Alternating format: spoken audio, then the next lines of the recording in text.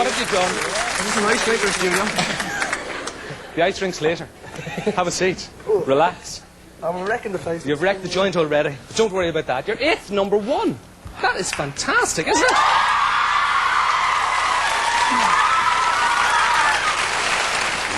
When you heard, I mean, Brian, I heard you on Radio 1, the time that it went to #1, but do you become more blasé because you've had 7 #1s? Is it, it's just another one? Or is it still as exciting?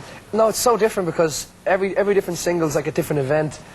Like this time it was a lot different because the other singles were kind of, you know, it was all about Westlife releasing a single, or else it was a duet with someone. This one was about, you know, it was about comic relief. So there was a bigger goal, because if we did get #1, we were going to, you know, help a lot more people than just ourselves this time. So I think it felt a lot different. It was great when it went to #1. I think we were all absolutely overjoyed, and it's just brilliant. And I think, you know, out of all #1s, this is probably the most special because it helps so many people, not just us. Great, well said. Hey, Shane, your mother she wasn't telling me, she's told a lot of people that you've been singing Billy Joel's songs since you were 4. That's right, yeah. So do you know all the words to this one?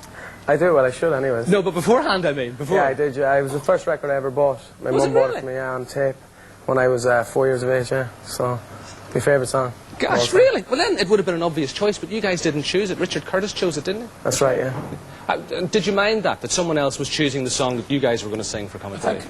I think that sort of the song obviously is important, you know, because the better the song, the more awareness it creates or whatever. But you know, we just wanted to sort of be part of the comic relief thing, and we didn't really mind the fact that we didn't pick the song ourselves. In saying that, though, I think that it was sort of a well-known thing that Uptown Girl was a song that we all wanted to do in the future at some stage, and I think that incorporating it into comic relief was sort of like it worked out good in the end, anyways. Can I ask you a question, John? Of course, Brian. How do you keep the bubbles in the water? We don't have that at home. Do you have that at home? Look at the bubbles in the water. Especially the water. It's a talent that I perfected myself. It's TV water. Although I have to say, it's not a camera trick either. No. That's for real. It's not fizzy either. No, that water actually comes from the bath that I just sat in. Excellent. And I created the bubbles myself. I noticed that. I think that was a bit obvious because you noticed there's no hair in any of the water. Hey!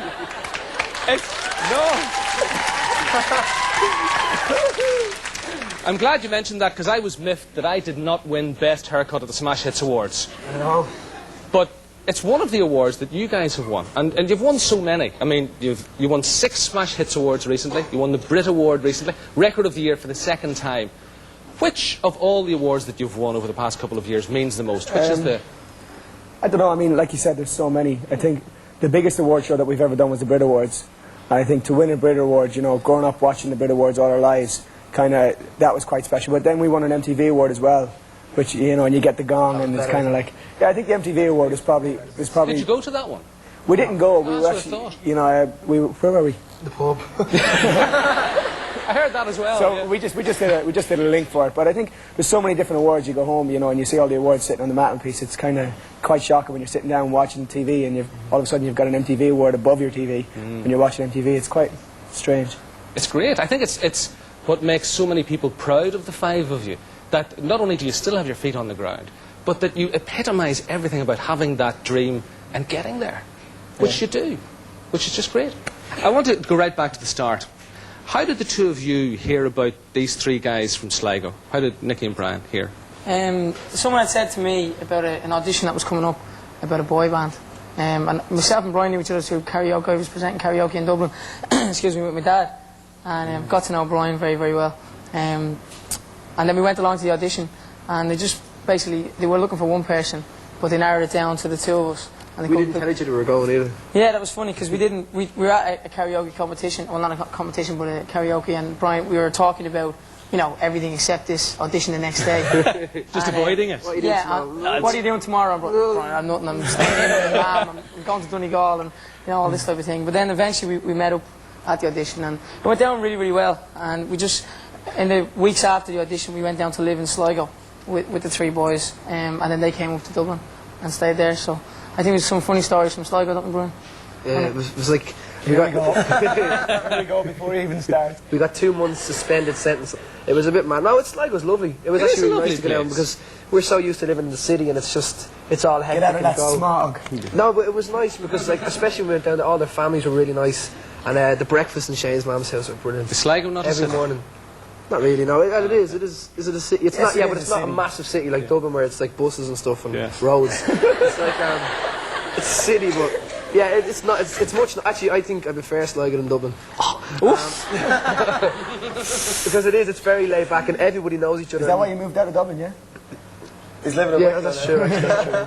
Yeah, you've moved to Wicklow. Yeah, That's lovely. it's gorgeous. Actually, it's very nice. Great. It's a bit like Sligo. This is just further south. Laughing at it. It's lovely.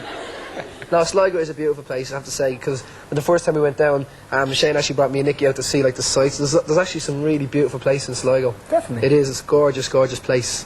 Okay. That was I just don't want you to come to Dublin. That's all. I just want you to go to Sligo. You should go to That Sligo. was a plea on behalf of the Sligo Tourist Board. The three of you, of course, had gone to school together, to Summerhill College. And we went there last week to ask some of the teachers if they thought that you were going to be the huge stars that you've now become. Let's have a look. I did know and realise at the time that they had a special talent, yes. Hoped that they would go further in the music business, certainly, but would never have had an idea that they would be where they are today and doing as well as they are and as successful as they are. No, I wouldn't. I don't think even they would have foreseen that. I think one of the highlights for Shane, certainly during his school days, was probably playing the part of the Artful Dodger in Oliver. He really, really shone. It was great. We did it in the gym here in school for, I think, 6 nights. And subsequently, we did it in one of the local theatres in town. And he was asked by the producer of that show to play in that show also. And he was very, very good in that role.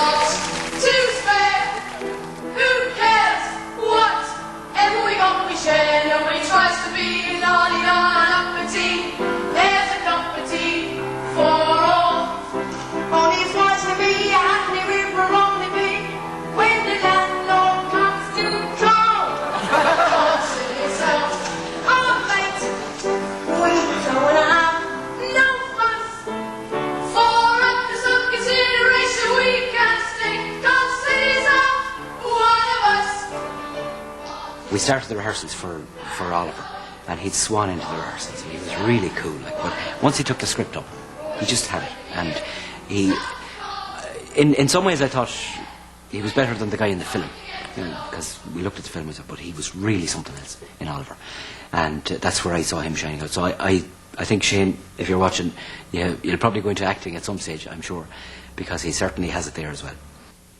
They did Grease, and they did a couple of shows. And then this boy band idea came about. And I remember some of the lads being a bit, the boy band, like, how could you have a boy band?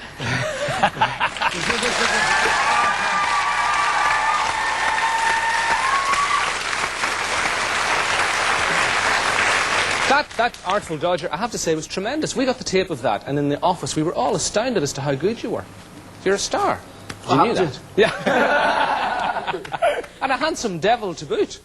But was it hard to convince all your mates that a boy band was a good idea? When you were just chatting to people in school? A funny story actually. Very funny story. The very start, when we were just before we started doing all the Grease stuff, Shane came up to me in the canteen in Summerhill and he says, well, I used to be like a rocker, I used to play guitar in a rock group. And he comes to me and he goes, a heavy metal group. And he comes up to me and he goes, do you want to join a boy band? And I went, a what? A boy band? Are you well? I said, I'm definitely not going to be in a boy band. Yeah, I was just thinking about that now and then. Here I am in a boy band. There you are. Well, great stuff. Great stuff. Well, hey, would the five of you show us again what you do best? Would you sing us another song? Nah. Great. Please, lads, just make your way across.